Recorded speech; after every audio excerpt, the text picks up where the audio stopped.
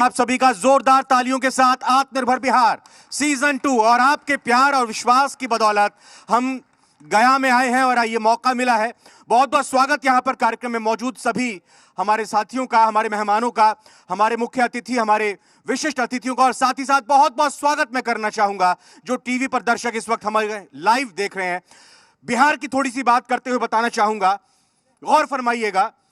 चाणक्य की नीति हूं, आर्यभट्ट का आविष्कार हूं मैं, महावीर की तपस्या हूं, बुद्ध का अवतार हूं मैं, अजी हां बिहार हूं मैं।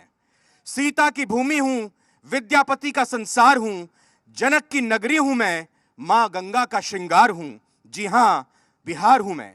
चंद्रगुप्त का साहस हूं, अशोक की तलवार हूं, बिंबिसार का शासन हूं, मगध का आकार हूं, जी हां मैं बिहार हूं।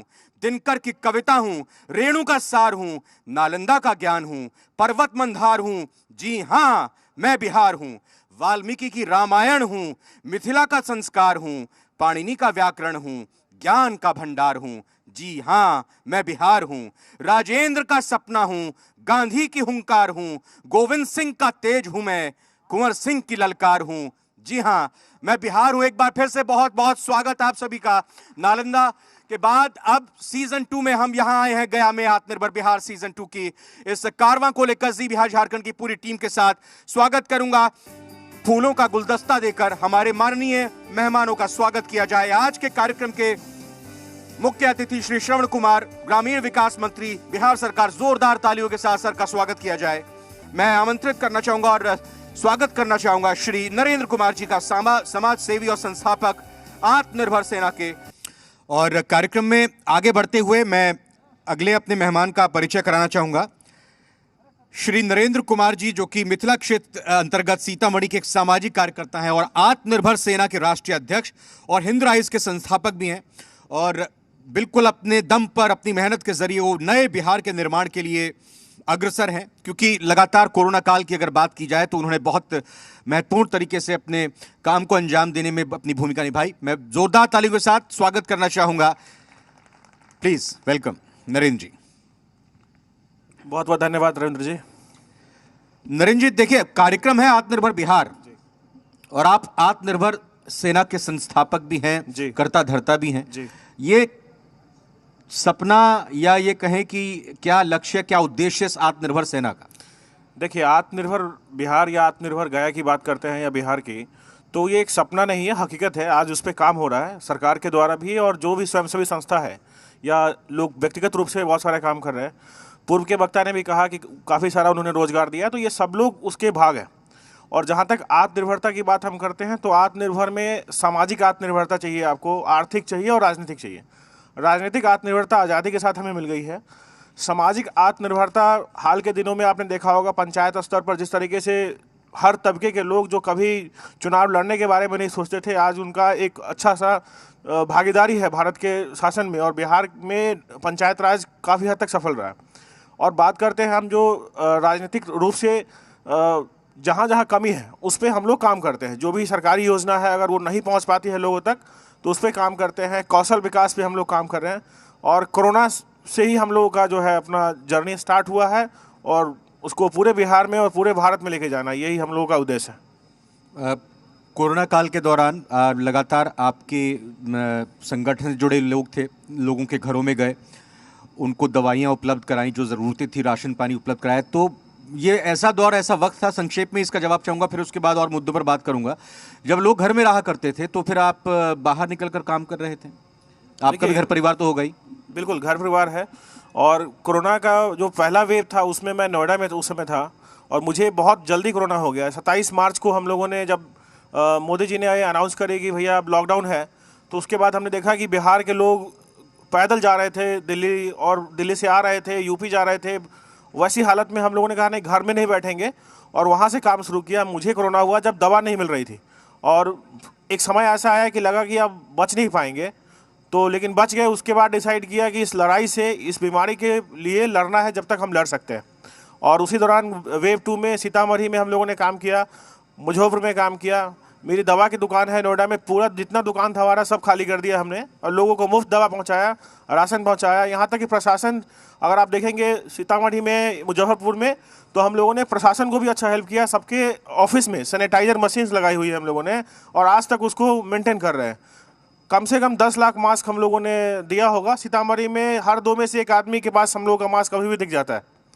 तो इस लेवल पे काम किया, मौका मिला है और जब भी आपदा आता है तो अवसर आता है, तो उसी अवसर की तलाश में हम लोग काम कर रहे हैं। थोड़े और मुद्दे की बात पर आते हुए मैं आपसे जानना चाहूंगा, क्योंकि मैं जब दर्शक दीर्घा में गया और यहां पर जो खास मेहमानों से बात मैंने की, तो खुलकर किसी ने उस शब्द का इस्तेमाल नहीं किया या वो बोले नहीं, लेकिन ये पता चला, ये धारणा निकल कर आई कि भाई शराबबंदी को लेकर बहुत शंकाएं और आशंकाएं हैं। पहला तो सवाल यही कि क्या शराबबंदी होने से, क्योंकि आप खुद चार्टर्ड अकाउंटेंट रह चुके हैं, माफ कीजिए चार्टर्ड अकाउंटेंट आप हैं, तो क्या बिहार की अर्थव्यवस्था को वाकई नुकसान हो रहा है?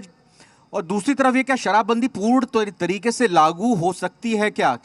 मतलब ट्रक ना मिले, शराब पीता हुआ कोई व्यक्ति ना मिले, ये एक इस तरह की व्यवस्था बन सकती है क्या? देखिए, शराबबंदी जब कानून ये आया, हम सबको पता है कि उस समय 4,000 से 5,000 करोड़ का बिहार सरकार का रेवेन्यू था, जिसको माननीय मुख्यमंत्री जी ने कहा कि नहीं, सबसे ज़्यादा ज़रूरी जो है वो हमारा युवा है और महिलाएं हैं, क्योंकि अंतोगत महिलाओं को शराब का भुगतान करना पड़ता है, उनको हिंसा का शिकार होना पड़ता है। और इस पे उन्होंने बहुत कठोर निर्णय लिया, जिसका मुझे लगता है कि कोई दल, कोई समाज नहीं, सबको एक साथ मिलकर उसका समर्थन करना चाहिए था और लोगों ने जिसको जितना बना समर्थन भी किया। जहाँ तक किसी भी कानून को लागू करने के लिए ये ज़रूरी है कि समाज का हर वर्ग, अगर घर में किसी का बेटा दारू पी के आता है तो उसके बाप को पुलिस बुलाना पड़ेगा कि तू दारू पी के आया, तू जेल जाएगा। जब तक ये चीज़ नहीं आरंभ होगा, आप शराबबंदी नहीं लागू कर सकते हैं। सारी चीज़ें आप बोल दें कि पुलिस वाले कितने होते हैं, एक थाना में 10 लोग 12 लोग होते हैं, उनका अपना एक व्यवस्था है, भ्रष्टाचार है। तो हम सबसे पहले हमें सही होना पड़ेगा कि हाँ, इस कानून का पालन करना है और अगर कोई भी दिखता है तो उसका रिपोर्ट करना है। दूसरी बात जो हम बात करना चाहेंगे आपसे कि इसमें अब समय बदल गया है। अब किसी भी चीज़ की शिकायत के लिए एक टेक्नोलॉजी की आवश्यकता है, एक तकनीक की आवश्यकता है। क्योंकि आज कुछ केस में हम लोग काम करते हैं ग्राउंड पे, तो एक खबर मिलती है कि जो व्यक्ति शराब की सूचना देता है, पुलिस वाले होते हैं, वो उनका नंबर वेंडर को दे देता है कि ये बंदा जो है तुम्हारे खिलाफ जो है कंप्लेन कर रहा है। तो वैसी हालत से बचने के लिए, जैसे अभी टोल फ्री नंबर माननीय मुख्यमंत्री जी ने एक टोल फ्री नंबर दिया है, उस पर आप फ़ोन करेंगे, थोड़ा सा बहुत टाइम लगता है या लगता भी नहीं कई बार। तो मैं इस मंच के माध्यम से बताना चाहूँगा कि अगर एक मोबाइल ऐप बने, जैसे कुछ साल पहले तक हम लोग ऑनलाइन कुछ खरीदते नहीं थे, अगर ऑनलाइन एक सिस्टम हो जाए जिसे ऑनलाइन में व्हाट्सअप का लोकेशन मिल जाए, आज बहुत सारे लोगों के पास फ़ोन है कि यहाँ पर शराब बिकता है, कि शराब बेचना, जो लोग बेच रहे हैं उसको पकड़ना ज़रूरी है, पीने वाले तो अब बाद में पकड़ेंगे, बिकेगा नहीं तो कोई पिएगा नहीं। दूसरी बात है कि जो देसी शराब है, देसी शराब आपको समझना पड़ेगा कि सिर्फ बिहार में नहीं, पूरे भारतवर्ष में लोग पी के मर रहे हैं, पूरे भारतवर्ष में। गुजरात में शराब आज़ादी के समय से ही बंद है, वहाँ भी लोग मरते हैं दारू पी करके, वहाँ भी देसी शराब लेके पी के मरते हैं। लेकिन वहाँ पे क्या हुआ, वहाँ उन्होंने टेक्नोलॉजी का ज़बरदस्त इस्तेमाल किया है, तो काफ़ी हद तक कंट्रोल किया है। अभी जिस तरीके से प्रशासन ने काम किया पिछले 10-15 दिनों में, अगर यही कार्रवाई लगातार जारी रही तो अगले 6 महीने में आप देखेंगे बिहार पूरी तरीके से नशा मुक्त हो जाएगा। एक और महत्वपूर्ण चीज़ वो ये है कि अगर हम बिहार के ग्रोथ रेट को देखें, विकास दर को देखें, डबल फिगर में आप एग्रीकल्चर रेट को देखें तो 17-18% की दर से ये भी आगे बढ़ते हुए दिखाई दे रहा है। लेकिन कोरोना काल को अगर हम छोड़ दें, क्योंकि इस दौरान सारी गतिविधियां ठप हो गई थी, क्या विकास में सही राह पर जाते हुए दिखाई दे रहा है? क्योंकि आपने कई सारे एमएनसीज में काम किया, आप वित्तीय समझ अच्छे तरीके से रखते हैं, और बेरोजगारी की जो समस्या पूरे देश में है उसमें बिहार भी शामिल है, तो क्या इस विकास के दर के साथ साथ बेरोजगारी की, विकास का दर बढ़े और बेरोजगारी की दर कम हो, ऐसा होता हुआ दिख रहा है आपको? देखिए, निश्चित तौर पर पहले आपको बिहार का इतिहास देखना होगा कि बिहार कहाँ था जब 2005 से पहले की सरकार ने क्या काम किया था। जब आप 2005 से पहले अगर 10 लाख रुपए कमाते तो आपको एक फिरौती देना पड़ता, आपको एक्सटॉर्शन देना पड़ता था, रोड नहीं थी, सड़क नहीं था, बिजली नहीं था। तो हम सबकी बहुत उम्मीदें हैं सरकार से, लेकिन देखिए कि पहले क्या था और आज क्या है। आज आपको सड़क दिख रही है, चाहे 2 लेन हो या टूटी है, कहीं भी, लेकिन काम हो रहा है, रुका हुआ कुछ भी नहीं है। तो विकास आगे की तरफ बढ़ा है। पहले हमारे पास इंफ्रास्ट्रक्चर नहीं था, लोगों के पास बिजली नहीं थी, घर नहीं था, रोड हमने देखा है, हम तो गांव से है, बहुत छोटे परिवार से है, रोड नहीं था हमारे घर के सामने, पानी लगी रहती थी। आज पक्की सड़क है हमारे पास, सीतामढ़ी में, नॉर्थ बिहार में, सब जगह पक्की रोड बन गई है। तो उस विकास को आगे बढ़ाते हुए हमें औद्योगिक क्रांति की तरफ ले जाना है कि हर जिले में आईटी का बहुत सारे लोग, जो सॉफ्टवेयर इंडस्ट्री के बहुत सारे लोग बिहार के बाहर काम करते हैं, यूएस में काम करते हैं और अच्छा कमाते हैं।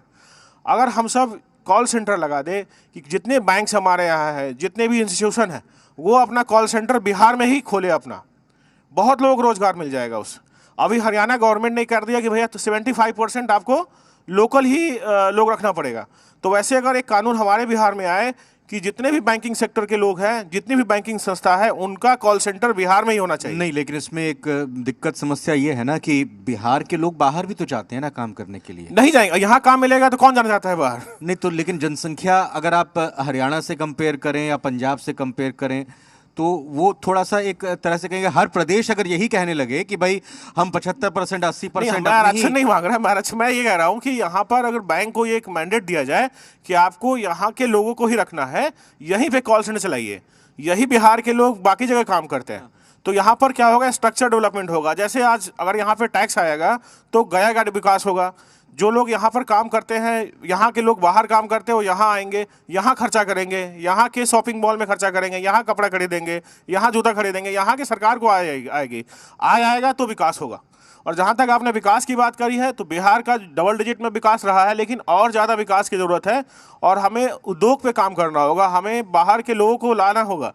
जिस तरीके से अभी हमारा इंडस्ट्रियल सिस्टम है, उसमें अभी भी कोई आके यहाँ उद्योग लगाना नहीं चाहेगा। बहुत मेहनत करनी पड़ रही है माननीय उद्योग मंत्री को, तब कुछ लोग यहाँ पे इंटरेस्टेड हुए हैं।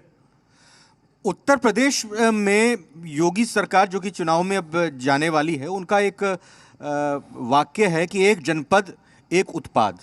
और जैसे हम गया में यहाँ पर बैठे हुए हैं तो गया का उत्पाद, जी, गया के उत्पाद की बात करें तो पर्यटन धार्मिक नगरी है, पूरे देश की, प्रदेश की क्या, पूरे देश की धार्मिक नगरी है। तो पर्यटन के क्षेत्र में असीम संभावनाएं बेरोजगार को रोजगार देने की है, न सिर्फ यहीं के लोगों को बल्कि गया में बाहर बिहार से और जिलों से भी लोग आ सकते हैं। तो क्या ये सही दिशा में जा रहा है, इसको अलाइन कैसे किया जा सकता है? देखिए, माननीय प्रधानमंत्री जी ने एक स्कीम दिया था, 1 डिस्ट्रिक्ट 1 प्रोडक्ट, मतलब एक जिला में एक उत्पाद को सिलेक्ट किया था। गया उसमें मशरूम के लिए चुना गया है, मशरूम की यहाँ खेती होती है। और साथ में ही जब हमारी पर्यटन की बात हो रही है तो आपको पता होगा कि बौद्ध धर्म के जो अनुयायी हैं वो विश्व भर में 53 करोड़ से ज़्यादा अनुयायी हैं। अगर हम लोग गया का सही से प्रचार प्रसार करते हैं तो 5 करोड़ लोग भी अगर साल के यहाँ पे आते हैं तो एक बहुत बड़ा आय का साधन बन जाएगा। आप देखेंगे गोवा में कुछ भी नहीं है, समुद्र है, यहाँ तो आस्था है। तो यहाँ पर जब लोग आएंगे तो निश्चित तौर पर बहुत विकास देखने को मिलेगा।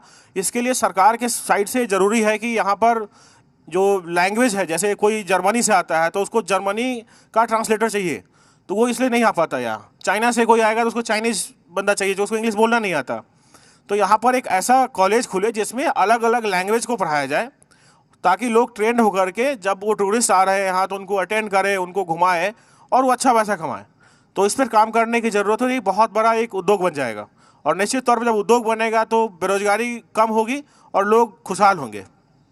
आपने अभी जिक्र यहाँ माननीय उद्योग मंत्री शाहनवाज हुसैन जी का किया, मैं उसी पर सवाल ये लूँगा कि उद्योग बाकी प्रदेशों की तुलना में बिहार की अगर बात करें तो हम ये कहते हैं कि लैंडलॉक स्टेट है ये, यहाँ पर उद्योग लगाने में दिक्कत और समस्या आ सकती है। लगातार प्रयास उद्योग मंत्री की तरफ से किए जा रहे हैं।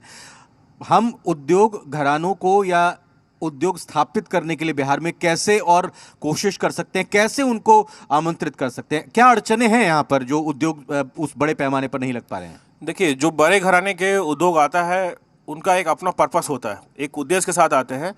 अभी पूरे भारत में स्वरोजगार की बात हो रही है कि छोटे छोटे व्यापार को आगे बढ़ाया जाए, ताकि लोग, जैसे एक आदमी अगर व्यापार करता है तो 10, 20, 5, कम से कम एक दुकान भी खोलता है तो 4-5 लोगों को रोजगार देता है। तो हमें उस डायरेक्शन में काम करना है जिससे बैंक से लोगों को आसानी से लोन मिले और सरकार की जो इंडस्ट्रियल लैंड है, जो सरकारी का जो उद्योग वाला ज़मीन है, वो सबको मिले, बड़े लोगों को मिले, छोटे को भी मिले। साथ में एक 1 विंडो क्लियरेंस चाहिए कि हर कोई भी व्यक्ति बाहर से बिहार में निवेश करना चाहता है तो उसको एक ही जगह पे सब कुछ मिल जाए, जो अभी भी दिखता नहीं है। और एक तीसरी चीज़ है जो लैंड का जो प्राइस है, जो ज़मीन का जो दाम रखा गया सरकार की तरफ से, वो इतना ज़्यादा है कि लोग इसी ज़मीन को कंपेयर करते हैं उत्तराखंड से, हिमाचल से, तो वो लोग वहाँ लगा लेते हैं उद्योग। और सबसे बड़ी चौथी चीज़ है जो लेबर यूनियन का, लेबर यूनियन यहाँ पे ऑर्गेनाइज नहीं है, तो लोगों को पता नहीं है किस स्किल सेट पे लोग काम करेंगे। इसी को देखते हुए इस प्रॉब्लम को हम लोगों ने एक पोर्टल अभी बनाया है Job10 के नाम से। Job10 में आत्मनिर्भर सेना क्या करने जा रही है, जितने भी हमारे वॉलंटियर हैं, करीब 55,000 वॉलंटियर हमारे पास नॉर्थ बिहार में है, तो वो लोग गांव-गांव जा कर के उनका जो भी व्यक्ति मिलेगा गांव में, उनका प्रोफाइलिंग करेगा। मतलब उसे पूछेगा कि आप क्या काम करते हैं। कोई सिलाई का काम करता है तो उसकी एंट्री करेंगे हम लोग उसमें, और जहां भी सिलाई की वैकेंसी होगी उसको दिलवाएंगे। हमारे पास काफ़ी कॉन्टैक्ट्स है, हम लोगों ने काफ़ी सारी इंडस्ट्री में काम किया है, तो कोई भी व्यक्ति बेरोजगार नहीं होगा। सबसे पहला काम तो हम लोग को ये करना है। दूसरी चीज़, हमें ये सुनिश्चित करना है कि हमारे पास जो लोग हैं बिहार में, उनका क्षमता क्या है, वो क्या क्या कर सकते हैं। अभी कोई भी ऐसी मैपिंग हमारे देश में अवेलेबल नहीं है, जिले वाइज, प्रखंड वाइज, पंचायत वाइज चाहिए, किस पंचायत में किस क्षमता के लोग अवेलेबल हैं। जब ये डेटा हमारे पास हो जाएगा तो रोजगार और बाहर के इंडस्ट्री को भी पता चल जाएगा कि यहाँ पर आके काम किया जा सकता है। और कैपिटल असिस्टेंस पे हमें काम करना होगा कि भाई जो भी कंपनी यहाँ आ रही है उसको फाइनेंसिंग मिले और सही तरीके से फाइनेंसिंग मिले। तो इस पर भी काम करने की ज़रूरत है पॉलिसी लेवल पे। और हाल के दिनों में काफ़ी सारा काम किया गया, जैसे अगर सब्सिडी की बात करेंगे तो इथेनॉल पे काफ़ी सारा काम हुआ है। वैसे ही फूड प्रोसेसिंग पे अगर काम हो, कि ऑर्गेनिक फार्मिंग है, एग्रीकल्चर, क्योंकि आप जानते हैं कि अभी बिहार का जो डेयरी उद्योग था, डेयरी उद्योग में काफ़ी गिरावट आया है। 17-18 लाख लीटर हम लोग प्रतिदिन उत्पादन करते थे, अब वो 7 से 8 लाख तक पहुंच गया। तो 9 से 10 लाख से ज़्यादा लीटर हमें महाराष्ट्र और बाकी जगहों से मंगाना पड़ रहा है। तो एक योजना है जिसमें लोगों को आसान तरीके से गाय या भैंस या जो भी पशु है जिससे दूध मिलता है उनको वो मिले सरकार से, या बैंक से उसका फाइनेंस ईजी तरीके से हो। अभी जो सिस्टम है वो सब अंग्रेज वाला सिस्टम है कि आप एप्लीकेशन फाइल करेंगे, आप बैंक के पास जाएंगे। ज़्यादातर लोगों को बैंक से पता ही नहीं कि लोन कैसे मिलेगा, या उनको मिलता ही नहीं है, कि उनको प्रोसेस की जानकारी नहीं है।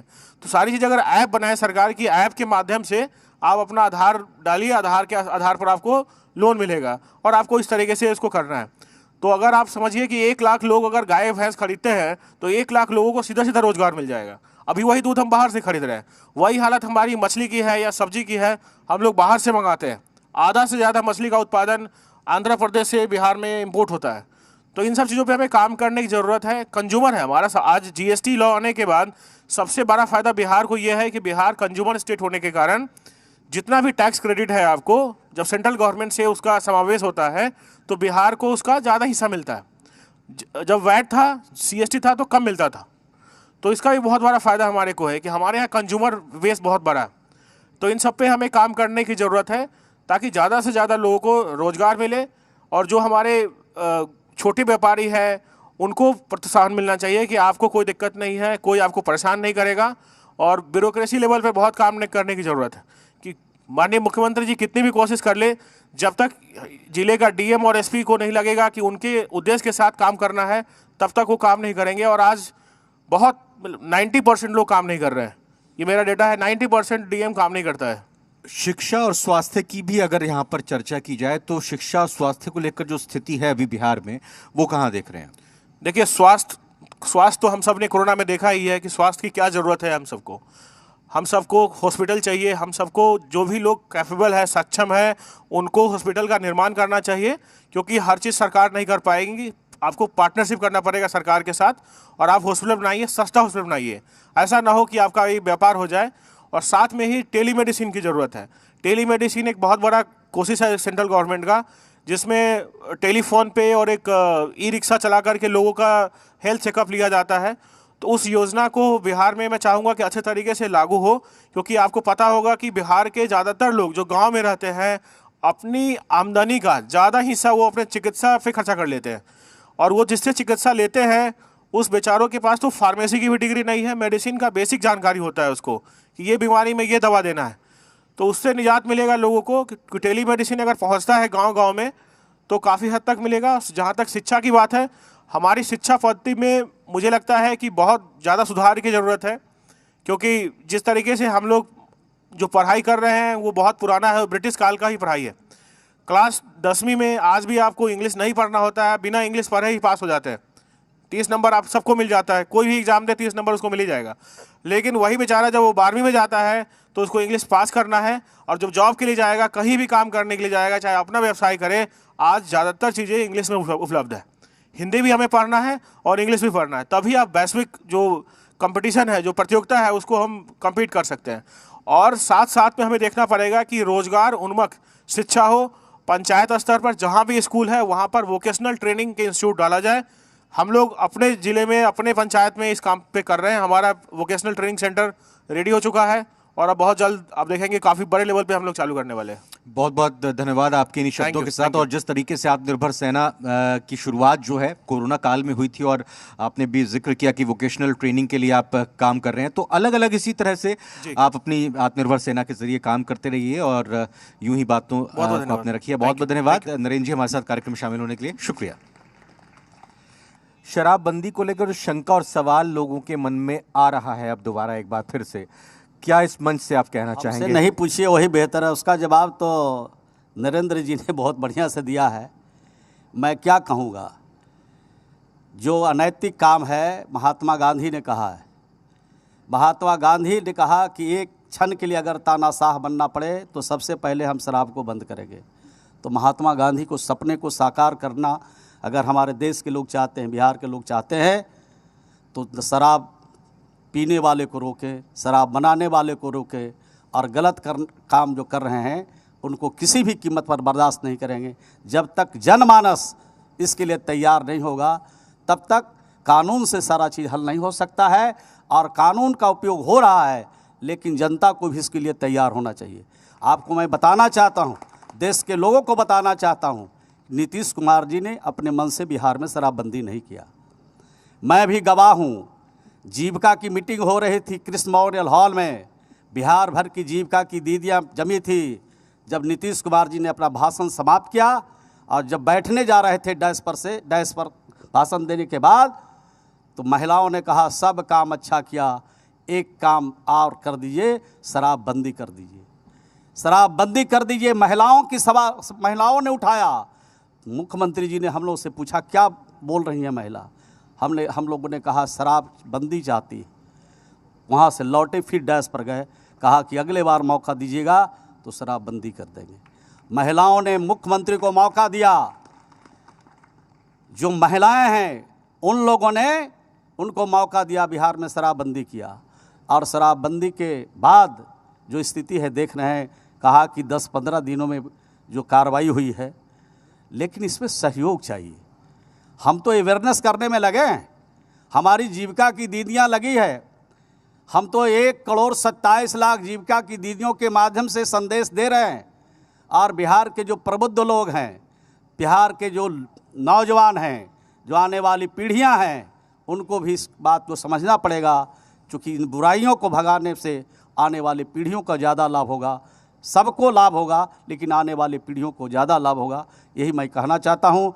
और ये डॉक्टर साहब एक हॉस्पिटल का भी बात उठा रहे, तो गया में तो मेडिकल कॉलेज पहले ही से है, और मेडिकल कॉलेज में अच्छी व्यवस्था हो, इसका डिमांड उनको रखना चाहिए। और मैं यहाँ आया हूँ तो जो कमी है उनसे मैं फ़ोन से बात करके मेडिकल कॉलेज में कैसे अच्छी व्यवस्था हो सकती है, उस तरफ भी उनका सवालों का हल करने का प्रयास करूँगा। बहुत बहुत धन्यवाद। और अब मैं स्मृति चिन्ह के लिए आज के कार्यक्रम के अपने विशिष्ट अतिथियों को आमंत्रित करना चाहूंगा। मैं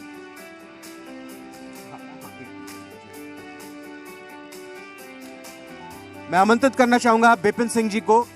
बहुत बहुत स्वागत और बहुत बहुत धन्यवाद बिपिन सिंह जी, आज कार्यक्रम में शरीक हुए। मोमेंटो बिपिन सिंह जी के लिए। और बिपिन सिंह जी के बाद मैं कहूंगा, आमंत्रित करना चाहूंगा श्री नरेंद्र कुमार जी को। नरेंद्र कुमार जी का मोमेंटो प्लीज।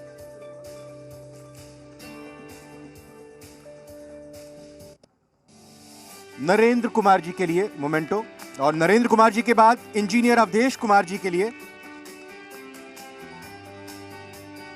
यह स्मृति चिन्ह नरेंद्र कुमार जी के लिए।